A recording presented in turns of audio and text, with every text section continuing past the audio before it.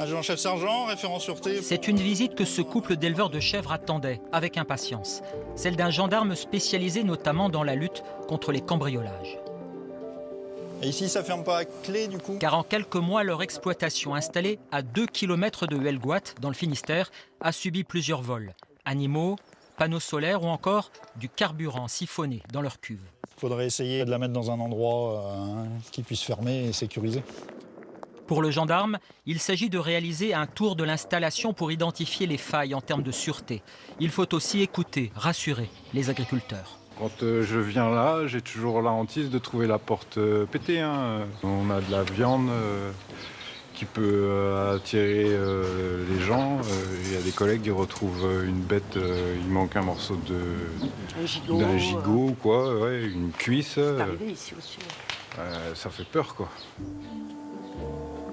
Vérification des accès, reconnaissance des zones sensibles, prise de photos, rien n'est laissé au hasard. Mais pour le gendarme, le message est aussi une mise en garde, en cas de face-à-face avec des intrus, parfois armés. On le voit assez régulièrement, des sorties éventuellement de couteaux, de barabines, ce genre de choses qui peuvent se transformer en armes. Là, c'est pas les animaux ou les vols qui vont poser problème, c'est le fait qu'on va être blessé et qu'on ne pourra plus travailler non plus, quoi.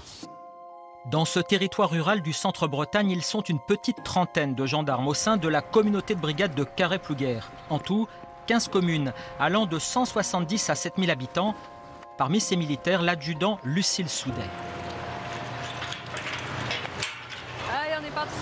Ce jour-là, elle entame une astreinte de 24 heures. Première mission, direction le marché de Huelgoat pour assurer le contact avec la population. Un mélange de proximité, C'est un peu de soupe. Allez-y. Un petit peu. voire de connivence. Je vais aller faire peur à la fleuriste. Elle croit tout le temps qu'on va l'arrêter. Cependant, l'objectif prioritaire est clair, c'est le recueil d'informations. Ça permet aussi de connaître la population. Parce que des fois, il y a des personnes, ils vont avoir des soucis, ils vont pas nous le dire, ils vont pas venir jusqu'à la brigade pour nous le dire. Une personne est venue nous voir en disant il y a des rassemblements dans ce coin-là. Moi, je pense qu'il se passe un truc. Ça permet nous aussi d'orienter nos patrouilles et nos surveillances. Une présence militaire au quotidien, plutôt bien perçue sur le terrain. Ah oui, ça rassure. Même si c'est calme? Même si c'est calme. Ah oui. À quoi ça sert alors, si c'est calme? Et pour la sécurité des gens, pour la sécurité de tout le monde. Passez une bonne journée, au revoir madame. Mais à peine rentrée à la gendarmerie, l'astreinte de la militaire prend une autre tournure. C'est vous, monsieur? On va voir ma collègue. Cette fois, c'est l'interpellation d'un individu pour l'agression d'un maire. En pleine forêt et dans la boue, une arrestation compliquée par la résistance du mis en cause sous l'emprise de stupéfiants. Effectivement, au niveau de l'adrénaline, ça monte de suite. Il faut bien qu'à un moment, on le mette dans le véhicule. Il se débat et donc on termine tous, lui aussi, à terre. L'homme est d'abord placé en garde à vue avant d'être hospitalisé d'office par un magistrat. Je pourrais justifier tout le temps que ça a pris, parce que entre appeler le papier, appeler la hiérarchie... Après des moments de recherche très physiques, l'adjudant Soudet doit gérer l'administratif, notamment les questions de procédure.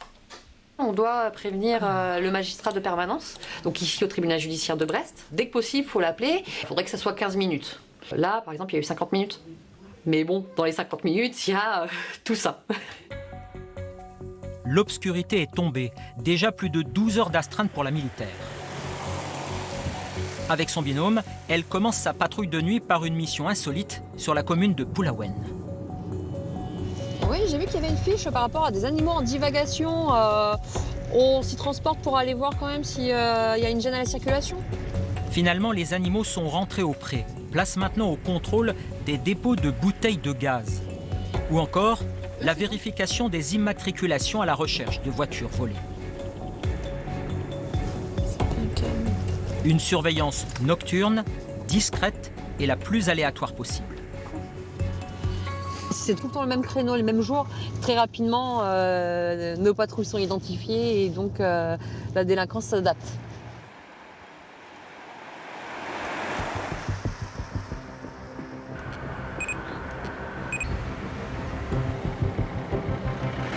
On vous a contrôlé à la vitesse de 68 km/h. Le lendemain matin, l'adjudant-chef Jiquel a pris la relève. Cette fois, pour une mission de contrôle d'alcoolémie, de stupéfiants et de vitesse. C'est qu'une infraction à 90 € et vous recevrez l'amende par courrier. Ok. Même si en 2023, aucun accident mortel n'a eu lieu sur les routes du territoire de Carhaix, ici, les imprudences sont quotidiennes. On consomme de l'alcool tout temps, des produits stupéfiants malheureusement de plus en plus. Et du coup, on constate qu'il n'y a pas plus d'activité le week-end ou la semaine. On peut très bien faire des alcoolémies, malheureusement, partout et en tout temps et toute heure. Au même moment, les affaires se succèdent à la brigade. Pour les uns, les violences intrafamiliales. Pour les autres, des plaintes de toutes sortes ou encore le dossier d'une prochaine course cycliste dont il faut sécuriser le parcours. Sans compter les nouvelles missions liées à la délinquance environnementale.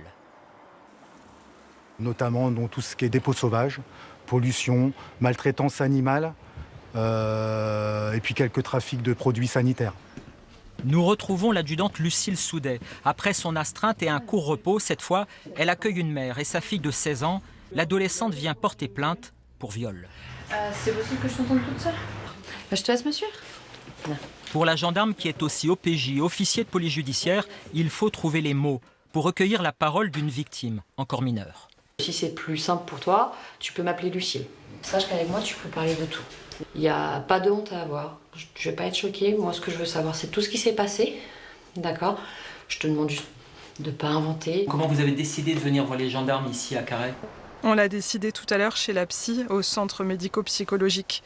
Elle m'a demandé si je voulais porter plainte. J'ai dit oui. Du coup, on est venu.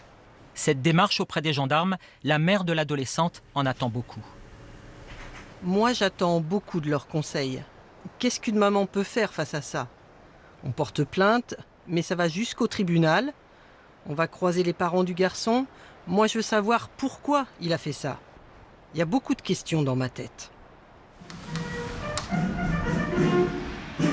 La COP de Carhaix, qui le 1er septembre 2024 va connaître une nouveauté.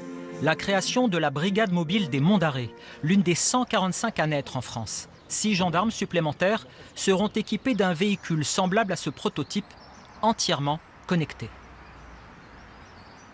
L'idée, c'est de remettre du gendarme dans la proximité avec la population pour faire du contact, justement. J'y tiens beaucoup à cette notion parce qu'elle est essentielle, de la proximité, pour être mieux visible, mieux échanger, mieux accueillir. Des moyens supplémentaires dans ce territoire rural. Chaque année, les gendarmes de Carhaix et Huelgoat effectuent 2500 procédures suite à des interventions, des plaintes ou encore à la demande du procureur. Et c'est le début ce soir des vacances de printemps.